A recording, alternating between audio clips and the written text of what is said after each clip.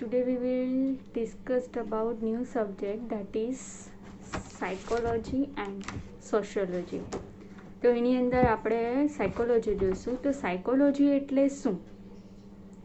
તો psychology means કે જે કોઈ બી પર્સન છે કે પછી પેશન્ટ છે કે કોઈ બી વ્યક્તિ, ઓકે, પર્સન એટલે વ્યક્તિ, તો એનું મેન્ટલી બિહેવિયર કેવું છે, એની મેન્ટલ હેલ્થ કેવી છે, માઇન્ડ કેવું છે, એની બિહેવિયરમાં શું ચેન્જીસ આવે છે, કયા પ્રકારના ચેન્જીસ આવે, કયા એવા અમુક ઓબ્જેક્ટ હોય કે જેના કારણે એના બિહેવિયરમાં ચેન્જીસ આવે, એનું એટીટ્યૂડ કેવું છે, એના એટીટ્યૂડમાં ચેન્જીસ આવે, પછી એડજસ્ટમેન્ટ કરી શકે છે કે નહીં, તો બધું માઇન્ડ રિલેટેડ જે કંઈ બી સ્ટડી કરવાની છે તો એ સાયકોલોજીની અંદર આવશે. ઓકે,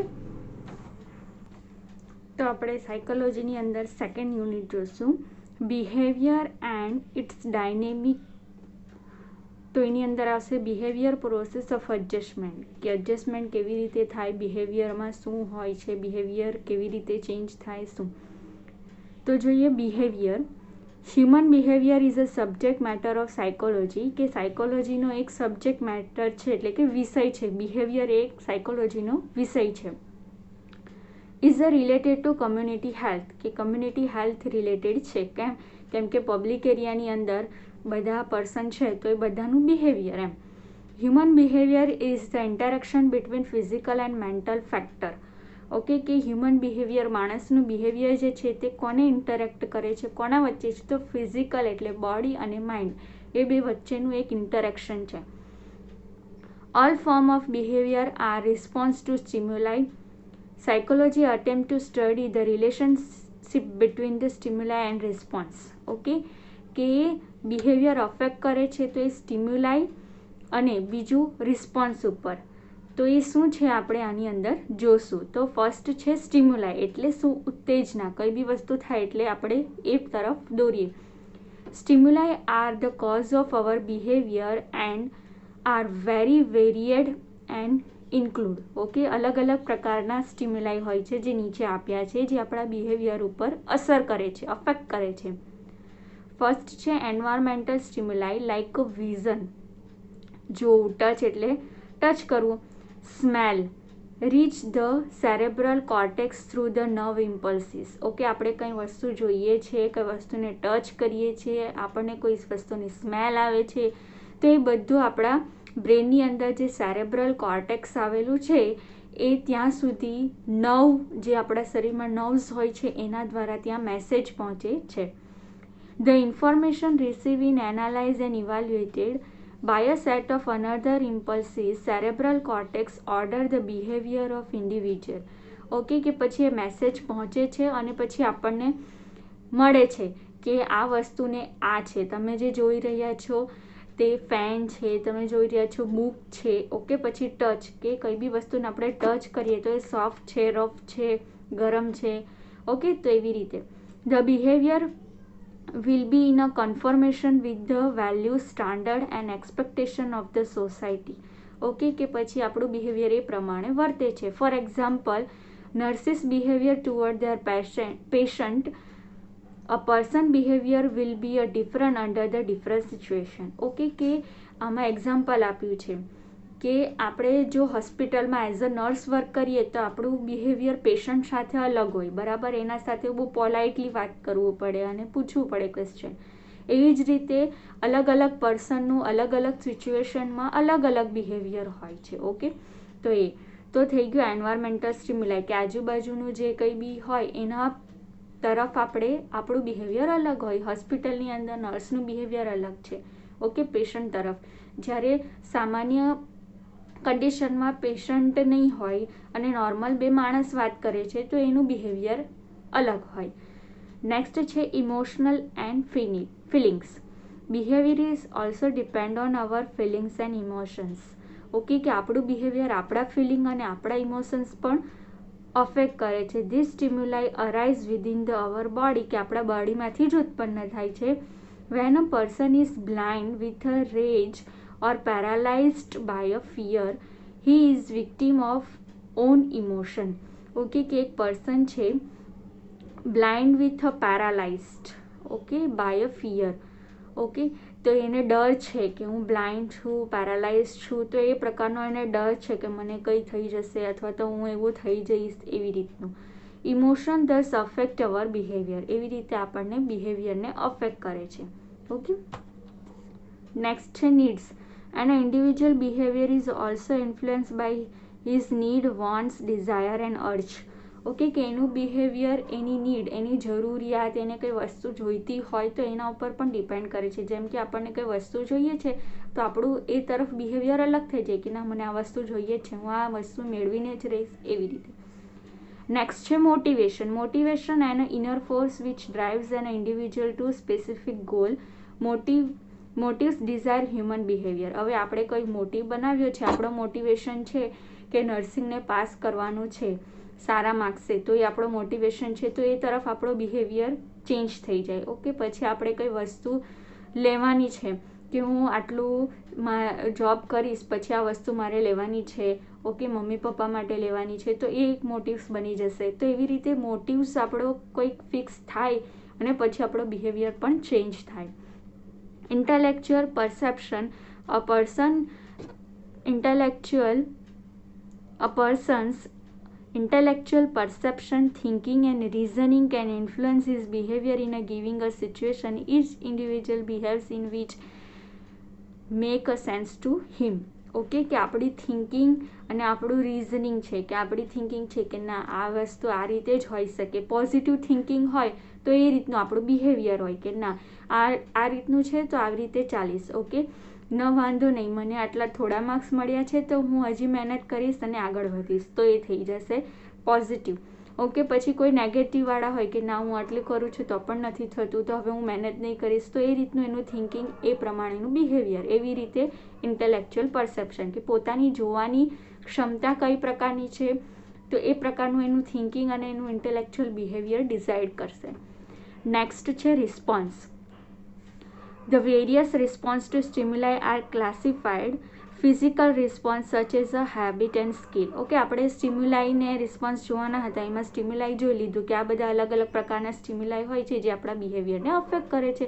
હવે આપણો રિસ્પોન્સ કેવો હશે તો આપણું હેબિટ અને સ્કિલ, કે આપણું સારું હશે તો આપણી હેબિટ એ રીતની પડશે અને આપણી સ્કિલ પણ એ રીતે ડેવલપ થશે. Organic response such as a emotion, feelings and tension. Okay, આપણે સારું વિચાર્યું હશે, સારું થતું હશે તો આપણા ફિલિંગ્સને પોઝિટિવ હશે, પણ કંઈક વસ્તુ ટેન્શનવાળી હોય તો આપણા અંદર ટેન્શન આવી જશે. ઓકે, કે કંઈ દુઃખ જેવું હોય તો આપણું ફેસ ટેન્શનવાળું હોય તો પછી એ રીતનું આપણું માઇન્ડ એ રીતે સેટ થઈ જશે અને આપણું બિહેવિયર પણ એ રીતે ટેન્સમાં રહેશે. નેક્સ્ટ છે ઇન્ટેલેક્ચ્યુઅલ રિસ્પોન્સ. થિંકિંગ, પરસેપ્શન અને રીઝનિંગ. મેં કીધું કે પોઝિટિવ જો હશે તો આપણે પોઝિટિવ રિસ્પોન્સ કરશું અને નેગેટિવ હશે તો આપણો રિસ્પોન્સ પણ કેવો થઈ જશે, એ વસ્તુ તરફ કે વ્યક્તિ તરફ નેગેટિવ થઈ જશું. તો આ બધું જે છે તે બિહેવિયરની અંદર આવશે, કે આપણું બિહેવિયર છે તો આ પ્રકારે આપણું બિહેવિયર વર્ક કરે છે. ઓકે, સ્ટિમ્યુલાઈને લીધે અને આપણો રિસ્પોન્સ એ રીતે હોય છે. નેક્સ્ટ છે એડજસ્ટમેન્ટ. તો એડજસ્ટમેન્ટ એટલે શું, તો આપણે કોઈ બી સિચ્યુએશનમાં કે કોઈ ઘરે કે પછી હોસ્પિટલ હોય, કોલેજ હોય, સ્કૂલ હોય, તો એ વાતાવરણને આધારે આપણે એડજસ્ટમેન્ટ કરીએ છીએ. ઓકે, એ પ્રમાણે આપણે રહીએ છીએ, એને કહેવાય adjustment. Adjustment is defined as a continuous process of the satisfying ones desire and it involves many aspect of behaviour. Okay, કે એ કન્ટિન્યુઅસ પ્રોસેસ છે અને સેટિસ્ફાઈંગ વન્સ ડિઝાયર, કે આપણને પોતાને સેટિસ્ફાઈ થઈએ છીએ તો આપણે સેટિસ્ફાઈ થઈએ તો આપણે એ જગ્યા ઉપર એડજસ્ટમેન્ટ કરી શકીએ છીએ. એટલે બધા પોતપોતાના અલગ અલગ હોય. No one achieve a complete adjustment for a long period, કે એ કન્ટિન્યુઅસ પ્રોસેસ છે, એવું નહીં કે આપણે હંમેશા માટે એ જ સિચ્યુએશનમાં એડજસ્ટ કરી શકીએ. કોઈક વાર એવું પણ થાય કે આપણે એ વસ્તુમાં એડજસ્ટ નહીં કરીએ તો પછી આપણે ચેન્જ કરી દઈએ છીએ. તો એ કે લોંગ પીરિયડ સુધી આપણે એ વસ્તુને એડજસ્ટ નથી કરી શકતા. Adjustment on a process. Adjustment is a continuous process, not a fixed or a static state. Okay, કે એ કન્ટિન્યુઅસ છે, એક ફિક્સ ટાઈમ સુધી ફિક્સ રહેતી નથી. At a one end is a well-adjusted person who is able to adapt a new needs arise. Okay, કે એની નવી નવી નીડ્સ છે. જેમ કે આપણે પહેલાંના જમાનામાં જોવા જઈએ તો ત્યારે આટલું બધું ડેવલપ નહીં હતું, ટેકનિક્સ નહીં હતી. પણ ધીમે ધીમે ટેકનિક્સ આવી, નવી નવી ટેકનોલોજી આવ્યું, સાયન્સની વધારે થયું, બધું શોધ થયું. તો આપણે એના એ જ જનરેશનમાં નથી. જેમ જનરેશન ચેન્જ થઈ તેમ બધા પણ ચેન્જ થયા અને નવા નવા જનરેશનમાં બધા એડજસ્ટ કરે છે, એના એજમાં નથી રહેતા. તો એનું જે નીડ્સ છે તો એને જરૂર પડે. હવે આપણને જરૂર પડે છે તો કોઈને વધારે જરૂર પડે તો વોશિંગ મશીન લાવી દે છે, ઓકે, જેને જરૂર પડે એની જેની કેપેસિટી હોય તો એ લાવી દે છે, એની જરૂર છે, નીડ્સ છે. તો એવી રીતે adequate adjustment. Next topic. Sigmund Freud described a mental health as a expressing oneself in a love and work. Okay, કે સિગમન્ડ ફ્રુઇડ નામના એક સાયકોલોજિસ્ટ હતા. તો એમણે કીધું કે મેન્ટલ હેલ્થ જે છે તે એક્સપ્રેસ કરે છે આપણા લવને અને આ વર્કને. કેવી રીતે? The well adjust person form affectionate relationship and liver productivity. Okay, કે એ જે છે વેલ એડજસ્ટ એટલે સારી રીતે એડજસ્ટ થયેલો માણસ છે તો એનું બિહેવિયર અને એનું રિસ્પોન્સિબિલિટીઝ જે છે તો એ સારી હશે. Eric Erikson consider adjustment as a lifelong process. Adjustment is a result of resolution of a crisis at a successive life stages. Okay, કે એડજસ્ટમેન્ટ, આ જે એરિક નામના સાયકોલોજિસ્ટ હતા તો એમણે એવું કીધું કે લાઈફ લોંગ પ્રોસેસ છે. ઓકે, આપણે બધી જગ્યાએ એડજસ્ટમેન્ટ તો કરવું જ પડે. તો આપણે એડજસ્ટ થઈ જશું તો એનું રિઝલ્ટ જે છે તે કેવું આવશે? Successive lifestyle. અને જો આપણે એડજસ્ટ નહીં કરશું તો એ ક્રાઇસિસ મીન્સ કે ઝઘડો થઈ જાય. ઓકે, તો એ Abraham Maslow describe well adjust person in a term of self actualisation. Human being constantly seek expression of their full potential. Okay, કે વેલ એડજસ્ટ હોય તો એ સારી રીતે એડજસ્ટ કરી શકે અને પોતાનું પૂરેપૂરું પોટેન્શિયલ ધ્યાન આપી શકે, જે સારા એડજસ્ટ થયેલા હોય એ વ્યક્તિ. નેક્સ્ટ જોશું characteristic of well adjust person, કે સારી રીતે એડજસ્ટ થયેલું પર્સન છે, વ્યક્તિ છે, તો એની લાક્ષણિકતા શું છે? તો હી ફીલ્સ કમ્ફર્ટેબલ અબાઉટ હિમસેલ્ફ, કે પોતે સારું કમ્ફર્ટેબલ ફીલ કરે છે કે હા મને કંઈ પ્રોબ્લેમ નથી. જો એ એડજસ્ટ થઈ ગયો હશે તો. ઓકે, હી ફીલ્સ રાઇટ ટુવર્ડ્સ અધર્સ, કે બધા તરફ એનું રાઇટ હશે કે ના આ વ્યક્તિ સાચું છે, આ કરે છે, એ બધા રાઇટ્સ જ છે. He is able to meet a demands of life, કે એની જે કંઈ બી ડિમાન્ડ છે એની જોઈતી વસ્તુ બધી મળી જાય. To meet above standard he must process awareness four himself, પોતાની અંદર જાગૃતતા લાવશે. સેટિસ્ફાઈંગ રિલેશનશિપ વિથ અધર્સ, બધા સાથે રિલેશનશિપમાં સેટિસ્ફાઈ છે કે ના આ વ્યક્તિ આવો છે તેવો છે, હું આના સાથે નહીં રહું, એવું બધું એની અંદર નહીં આવે. કેપેસિટી ફોર હાર્ડવર્ક, કે હાર્ડવર્ક કરી શકે. Ability to give and take, બધાને બધું આપી પણ શકે અને લઈ પણ શકે. Knowledge of his strength and weakness, કે એની સ્ટ્રેન્થ, કે મારી સારામાં સારી વસ્તુ કઈ છે, હું કયું સારું કરી શકું છું તો એને ખબર હશે. અને મારી વીકનેસ, ઓકે, કે મારી અંદર આ વીકનેસ છે, હું આ વસ્તુ નહીં કરી શકું, એ પોતે જાતે અવેર થઈ જશે. Behaviour which is generally accept to others, કે એનું બિહેવિયર એવું હશે કે સામેવાળા વ્યક્તિને ગમશે. રિસ્પેક્ટ ફોર અધર્સ, બધાની રિસ્પેક્ટ કરશે, નાના મોટા બધાની. Benefit of a rest and sleep, કે એને ખબર પડશે કે હા સૂવાના અને આરામ કરવાના ફાયદા શું છે. તો આ બધા વેલ એડજસ્ટ પર્સનના કેરેક્ટરિસ્ટિક્સ છે. નેક્સ્ટ જોશું personal and professional adjustment by the nurse. તો any person who make a living by doing something is a professional in that area of work. Okay, કે હવે પ્રોફેશનલ એડજસ્ટમેન્ટ એટલે શું? કે એ જે જગ્યાએ રહે છે, જ્યાં વર્ક કરે છે, ત્યાં એનું એડજસ્ટમેન્ટ થાય તો એને પ્રોફેશનલ એડજસ્ટમેન્ટ કહેવાય છે. Okay, professional nursing means that person who requires training and higher education to practice the profession of nursing. હવે પ્રોફેશનલ એડજસ્ટમેન્ટવાળું નર્સિંગનું જે કીધું તો એની અંદર શું આવે છે કે પ્રોફેશનલ નર્સિંગ મીન્સ વોટ, કે એણે સારું નર્સ બનવા માટે, એઝ અ નર્સ સારી એણે પોસ્ટ લેવા માટે શું કરવું પડે? તો સારી ટ્રેનિંગ અને સારું એજ્યુકેશન લેવું પડે. શાના related? Nursing related. Okay, the act of something fit to look right is called adjustment, કે બધું જે કરે છે એકદમ રાઇટ તરફ જાય છે, સચ્ચાઈ તરફ જાય છે, સાચું છે, એને એડજસ્ટમેન્ટ કહેવાય છે. અ successful nurse is one who is well adjust has a following qualities, કે હવે આપણે નર્સનું જોવાનું છે કે સારી નર્સ છે એ એડજસ્ટમેન્ટ વાળી ક્યારે કહેવાશે, કે જેની અંદર આ નીચેની ક્વોલિટીઝ હશે. શું? તો લાઇક્સ પીપલ, બધા વ્યક્તિ એને સારા લાગતા હોય. ઇમોશનલ મેચ્યોર, કે ઇમોશનલી એ મેચ્યોર હોય, એવું નહીં કે કંઈ એવી સિચ્યુએશન આવે તો એ રડી જાય, ડરી જાય અને પછી જે કંઈ બી એની રિસ્પોન્સિબિલિટી છે ત્યાંથી દૂર જતા રહે, એવું નહીં. ની ઓબ્ઝર્વેશન, એટલે કે એનું શાર્પ ઓબ્ઝર્વેશન હોય, કે કંઈ બી એ જોવે એટલે એને ખબર પડી જાય કે આ વ્યક્તિને આ પ્રોબ્લેમ છે તો આ ટ્રીટમેન્ટ આપવી જોઈએ, કે આ વ્યક્તિને, આ પેશન્ટને આ જરૂર છે. એક્ટિવ માઇન્ડ એન્ડ હેબિટ, કે એની હેબિટ જે છે તે સારી હોય ને એનું માઇન્ડ પણ એક્ટિવ હોય, જાગૃત હોય. એન્જોય ધ વર્ક, કે નર્સની અંદર જે કંઈ બી એને નર્સિંગ રિલેટેડ વર્ક આવે તો એ એન્જોય કરે. તો આ બધી ક્વોલિટીઝ જે છે તે નર્સની હોવી જોઈએ, તો એ કહેવાશે કે well adjust in his or her profession.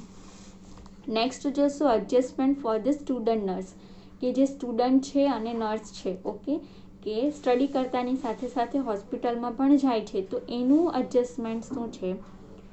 તો living together in the nurses hostel community life, okay, કે બધા સાથે મળીને રહે એ હોસ્ટેલની અંદર. Effectively deal with home sickness, okay, કે એની હોમ સિકનેસ હોય પણ એ એડજસ્ટ કરી લે, જેમ કે એને ઘરની યાદ આવતી હોય, હોસ્ટેલમાં રહેતા હોય, તો એ થોડુંક સમજી લે કે ના, મારે આજે સ્ટડી કરવાની છે અને હું અહીંયા રહીને પૂરી કરીશ એમ. હેલ્ધી પર્સનલ હેબિટ, કે એની અંદર હેલ્થ જે છે તે સારી હોય, ઓકે, પોતાની હેલ્થનું ધ્યાન રાખે. સોશિયલ એડજસ્ટમેન્ટ, જ્યાં રહે છે બધા સાથે એડજસ્ટ કરી શકે. Accepting the responsibility, as a student એની શું રિસ્પોન્સિબિલિટી છે તો એને ખબર હોવી જોઈએ. અને પંક્ચ્યુઆલિટી, ઓકે, કે કોઈ બી વસ્તુમાં ખરાબ બિહેવિયર ન કરે. Principles of learning from the text book, journals, observation, demonstration and clinical exposure, okay, કે બધાના પ્રિન્સિપલ્સ જે છે લર્નિંગ કરવાના તો એ બધી જગ્યાએથી મેળવી લે, ટેક્સ્ટ બુકમાંથી, જર્નલ્સમાંથી, ક્લિનિકલ પ્રેક્ટિસ હોય ત્યાંથી, તો એ બધી. અ હેલ્ધી સ્ટડી હેબિટ, ઓકે, એની સ્ટડી હેબિટ બી હેલ્ધી હોવી જોઈએ. How to take examination, okay, કે પેશન્ટનું એક્ઝામિનેશન કરવાનું છે તો એ કેવી રીતે કરે, તો એ બધું એને ધ્યાન રાખવાનું. ઇવાલ્યુએશન એન્ડ કાઉન્સેલિંગ, કે પોતાનું બિહેવિયર, પોતાની સ્ટડી જે કરી છે તો એનું ઇવાલ્યુએશન કેવું આવ્યું છે, કે મેં આટલું કર્યું તો એનું રિઝલ્ટ શું છે, સારું છે કે ખરાબ છે, તો આ બધું એણે જાતે કરવાનું હોય છે અને પોતે એક્ટિવ બનીને આગળ વધવાનું. ફોર્મ્સ ઓફ માલ એડજસ્ટમેન્ટ, એટલે કે ખોટી રીતે એડજસ્ટ ન થતા હોય તો એ શું છે, કયા કયા હોઈ શકે? તો generalise anxiety disorder in which there are no other specific symptom except anxiety, okay, કે કોઈને એન્ઝાઇટી હોય, પહેલેથી કોઈ બી ડર હોય કોઈ પણ પ્રકારનો, તો એ એડજસ્ટ નહીં કરી શકે, ઓકે. કોઈને એવું હોય કે હું નવી જગ્યાએ એડજસ્ટ નહીં કરી શકું, મારા ઘરથી દૂર રહીને હું જોબ કે સ્ટડી નહીં કરી શકું, એવો એને પહેલેથી જ ડર છે, તો એ માલ એડજસ્ટ કહેવાશે, મીન્સ કે એડજસ્ટ નહીં કરી શકે. Phobic disorder involving some incapacitating fear on a harmless object, okay, phobic એટલે એને કોઈ બી પ્રકારનો ડર છે કે હું આ વસ્તુ કરીશ તો મને કંઈ થઈ જશે, મને કંઈ, મારા બોડીને કંઈ થઈ જશે, મારી હેલ્થને કંઈ થઈ જશે, તો એ પછી વ્યક્તિ આગળ કંઈ ન કરી શકે. Obsessive compulsive disorder in which there are want but recurrent thought or action, okay. Obsessive compulsive disease જે છે એ ડિસઓર્ડર છે, ઓકે, મેન્ટલ ડિસઓર્ડર છે, તો એની અંદર શું થાય, કોઈ પણ વ્યક્તિને એક જ પ્રકારની એક્ટિવિટી કરવાની આદત હોય અથવા તો એક જ પ્રકારનું થિંકિંગ કરવાની આદત હોય, ઓકે. ફોર એક્ઝામ્પલ, કોઈ વ્યક્તિને એવું હોય, એને ડિસઓર્ડર છે તો એ વ્યક્તિ વારે વારે હાથ ધોવાઈ જશે તો એની આદત છે, ઓકે. કોઈ વ્યક્તિને વારે વારે કપડાં ચેન્જ કરવાની આદત હોય તો એ પછી એડજસ્ટ નહીં કરી શકે, એ મેન્ટલી ડિસઓર્ડર હોય તો. અનકોન્શિયસ બિહેવિયર એટલે શું? Unconscious motivation refers two influence of repressed thought, desire, impulses on our conscious thoughts and behavior, Freud assumed that free association, dream interpretation and slip of tongue reveal or unconscious. Okay, કે unconscious behaviour એટલે શું કે વ્યક્તિને ખબર જ નથી કે પોતે શું થિંકિંગ કરી રહ્યા છે, પોતે શું વર્ક કરી રહ્યા છે, અને એનું અનકોન્શિયસ બિહેવિયર એટલે કોઈનું વિચારશે નહીં પણ પોતાની રીતે પોતાનું બિહેવિયર જે છે તે ચાલ્યા કરશે. ઓકે, અને એના થોટ્સ જે છે, કોઈ બી થિંકિંગ છે, ઇમોશન છે, એનું ધ્યાન જ નહીં રહેશે, પોતાની દુનિયામાં જ પોતાના એમાં જ એ ચાલ્યા કરશે અને એને કહેવાશે અનકોન્શિયસ, એટલે કે પોતાને ભાન જ નથી પોતાના બિહેવિયરનું. ઓકે, તો આ થઈ ગયું એડજસ્ટમેન્ટ, બિહેવિયર. ઓકે, તો આની અંદર આપણે જોઈ લીધું.